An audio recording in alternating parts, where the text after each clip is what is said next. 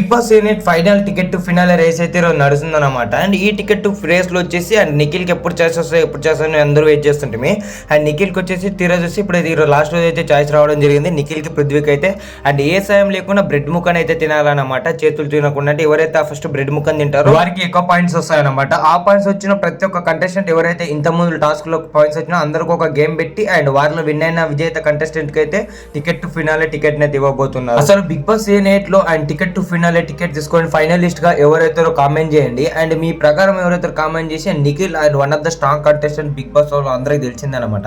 And చాలా మంది అనుకుంటున్నారు నిఖిల్ అవుతారు గౌతమ్ అవుతారు అని అనుకుంటున్నారు అనమాట.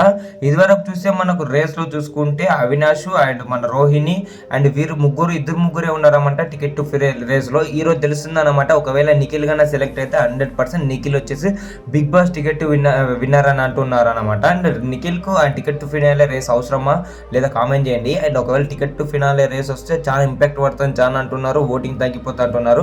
అవన్నీ fake guys. And ticket to finale ఎవరైతారో కామెంట్ చేసి ఛానల్ సబ్స్క్రైబ్ చేయండి. Thanks for watching.